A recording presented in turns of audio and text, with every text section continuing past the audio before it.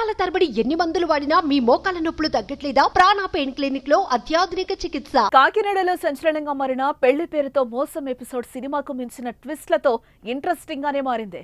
సర్వం దోచేసినట్టు ఆరోపణలు ఎదుర్కొంటున్న పెళ్లి కూతురు కొత్త వాదనను తెరపైకి తీసుకొచ్చింది. కృష్ణమోహన్ చెప్పిందంతా పచ్చబద్దమని, తనకిష్టం లేకుండా నిశ్చితార్థం చేశారని, తనకింతవరకు పెళ్లే కాలేదని చెప్పి బాంబు పేల్చింది. కావాలనే దుష్ప్రచారం చేస్తున్నారని ఆమె చెప్పడంతో కథ మరో మలుపు తిరిగింది.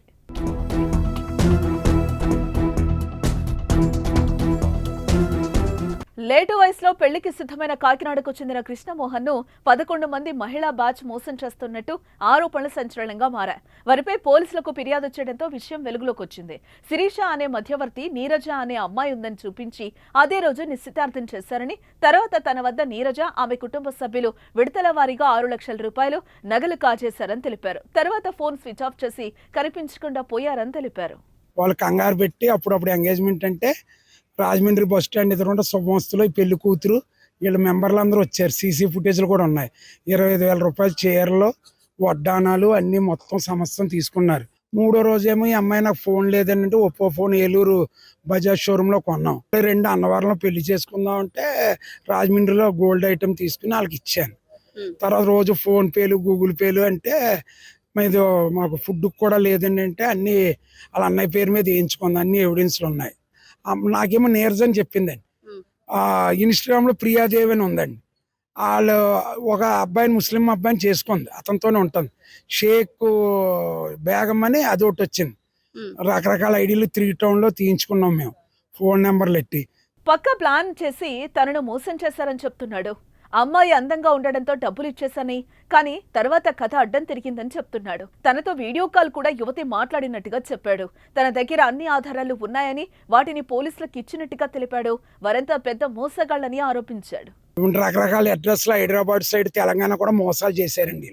ఏలూరులో మేము స్వయంగా వెళ్తే మా కళ్ళతో మా బావగారు, మా కజిన్స్ వెళ్తే వాళ్ళు డైరెక్ట్ గా దొరికారు. నాతో ఉన్న వారం రోజులు ఆవిడ వీడియో కాల్ రికార్డింగ్లు కూడా ఉన్నాయి నా దగ్గర. ఇష్టం లేకుండా అవి పోలీస్ డిపార్ట్మెంట్కి ఇచ్చామండి. అవి పర్సనల్ కదండి.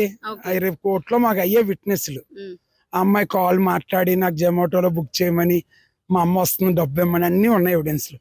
అమ్మాయి దగ్గర ఉన్నాయి ఎవిడెన్స్లు, పెట్టమనండి.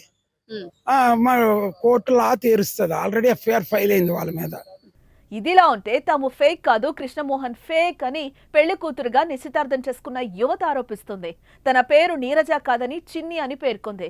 కృష్ణమోహన్ అన్ని అబద్ధాలే చెప్తున్నాడని, అసలు తనకు ఇంతవరకు పెళ్లే కాలేదని ఆవేదన వ్యక్తం చేస్తోంది. తనకు ఇష్టం లేకుండా నిశ్చితార్థంలో కూర్చోపెట్టారని, బలవంతంగా నవ్వి ఫోటోలు తీసుకున్నట్టుగా సుమన్ టీవీకి వివరించింది. ఆయన తనకు పెళ్లైనట్టు చూపిస్తున్న ఫోటోలు తనవి కాదని, తన అక్కవని చెప్పి పెద్ద ట్విస్టే ఇచ్చింది. అంతేకాదు, అతనితో తనకు పెళ్లి ఇష్టం లేదని, తన తల్లి బంధువులు చెప్తేనే నిశ్చితార్థం చేసుకుంటున్నట్టు చెప్పుకొచ్చింది. తనను బలవంతంగా నవ్వించే ఫోటోలు కూడా తీసుకున్నారని సుమన్ టీవీకి వివరించింది. వాళ్ళు కావాలని అలా చెప్తున్నారు. నా పేరు నీరజ కాదు.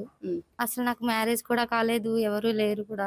ఆయన కావాలని చెప్పి అలా ఫేక్ చేస్తున్నాడు. నిశ్చితార్థం ఏమీ కాలేదు. నాకు కూర్చోపెట్టేసి చీర కట్టి కూర్చోపెట్టి అవన్నీ చేతిలో పెట్టి నార్మల్ గా ఫొటోస్ వద్దన్నా కూడా బలవంతంగా ఫొటోస్ కూడా తీసేశారు. నవ్విచ్చడం అలాంటివి చేసి ఫొటోస్ తీసేశారు. అవన్నీ రుజువులు తీసుకురమ్మని చెప్పండి. నాకు పిల్లలు ఉన్నది, నాకు హస్బెండ్ ఉన్నది, వాళ్ళిద్దరిని కూడా తీసుకొని రమ్మనండి. నేను ఎక్కడికైనా వస్తాను. నాకు పిల్లలు లేరు, నాకు పెళ్లి కాలేదు, ఉన్నారని చెప్పి వాళ్ళు తీసుకురమ్మనండి. నా పిల్లల్ని కూడా, నా హస్బెండ్ ని. నాకైతే ఎటువంటి బంగారం ఇవ్వలేదు, ఏమీ ఇవ్వలేదు, ఫోన్ కూడా కొనిచ్చలేదు. అలాగే కృష్ణమోహన్ వద్ద ఎలాంటి డబ్బులు తీసుకోలేదని తెలిపింది. కృష్ణమోహన్ అబద్ధాలు చెప్తున్నాడని, తనపై పోలీసులకు ఫిర్యాదు చేస్తానని పేర్కొంది.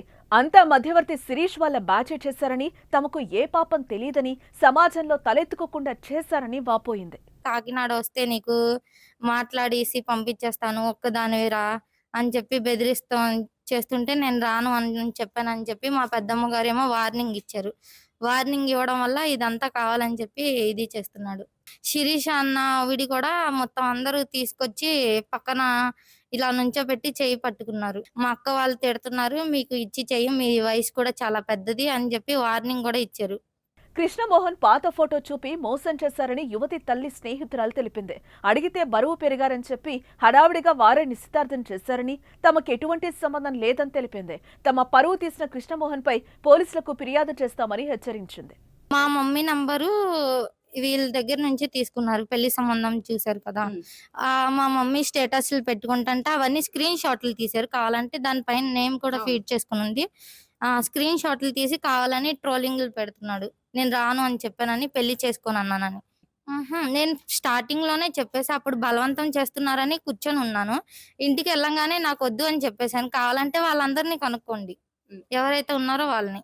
నా బర్త్డేకి కాల్ చేస్తే మా అమ్మాయి మాట్లాడదు, మా అమ్మాయికి ఇచ్చి చెయ్యు, కాల్ చేయొద్దు అంటే ఎలా చేయకుండా ఉంటారో నేను కూడా చూస్తాను, ఎవరిని చేసుకోకుండా ఏమో మీ అమ్మాయిని బ్యాడ్ చేసేస్తానని చెప్పి మా మమ్మీకి కూడా బెదిరించాడు.